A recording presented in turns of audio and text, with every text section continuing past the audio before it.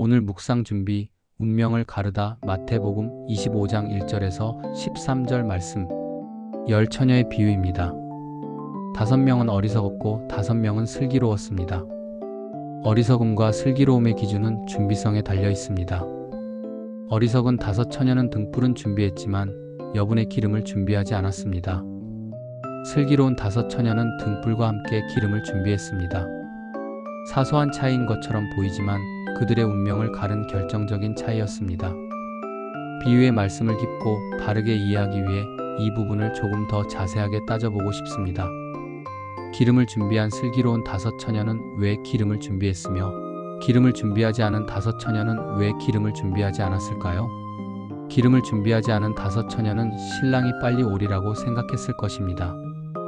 기름을 준비한 5 처녀는 신랑이 생각보다 늦게 올 수 있다고 생각했겠지요. 만약 그렇다면 어리석은 5 처녀의 중심은 신랑이 아니라 자기 자신이었다고 해야 정확할 것입니다. 당연히 슬기로운 5 처녀의 중심은 자신이 아니라 신랑에게 있었다고 해야 할 것입니다.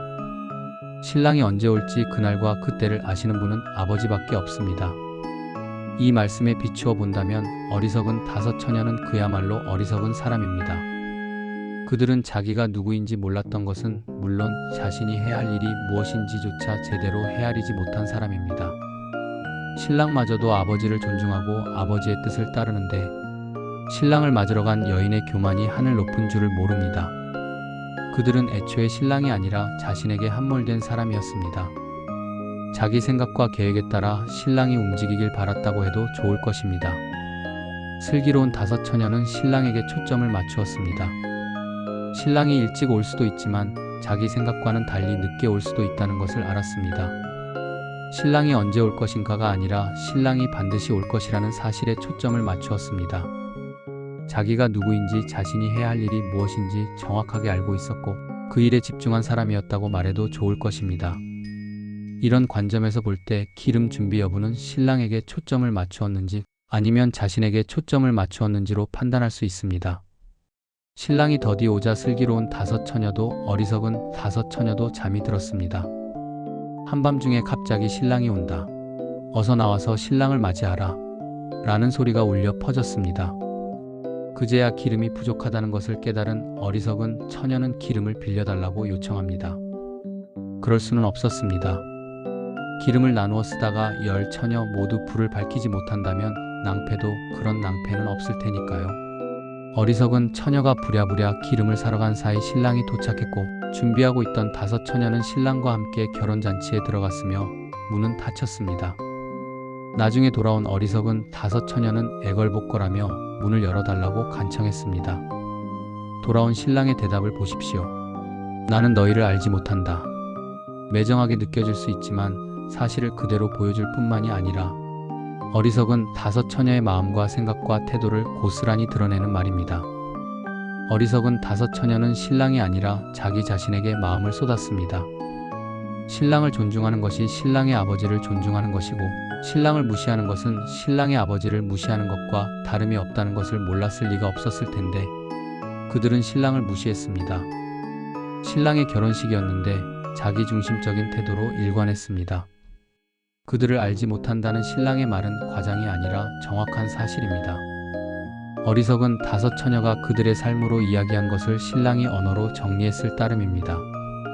예수께서는 그날과 그 시각을 알지 못하기 때문에 깨어있으라는 말씀으로 이 비유를 정리하셨습니다. 이 비유의 핵심이 여기에 있습니다. 예수께서 돌아오실 날과 시간을 우리가 알지 못한다는 것이 핵심일 수도 있지만 그날과 시간을 모를 뿐 예수께서 반드시 돌아오신다는 것을 비유의 핵심으로 보아도 좋습니다. 예수께서 언제 오실지 모른다는 것에 초점을 맞추면 어리석은 5 처녀처럼 예수가 아니라 자기에게 함몰될 수 있습니다. 겸손이 아니라 교만일색으로 전락할 수 있습니다. 그날과 그때가 언제일지 모를 뿐 반드시 돌아오실 것을 신뢰한다면 초점과 삶의 태도가 달라질 수밖에 없습니다.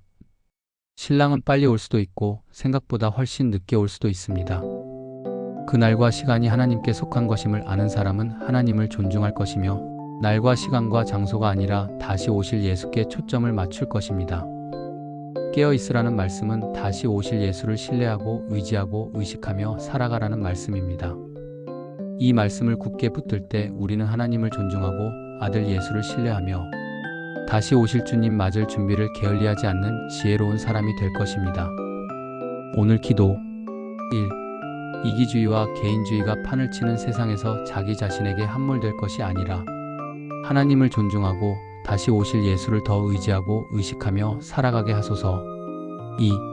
주님 다시 오실 그날과 시간에 목을 맬 것이 아니라 돌아오실 예수를 바라보며 믿음과 사랑으로 선한 일에 힘쓰며 준비하는 지혜로운 성도 되게 하소서. 3. 주님의 오실 날과 시각이 오직 하나님 아버지께 속했음을 겸손히 인정하고 내가 해야 할 일이 무엇인지 깨닫고 그 일에 성실한 그리스도인으로 살아가게 하소서. 고맙습니다. 복 있는 하루 보내세요.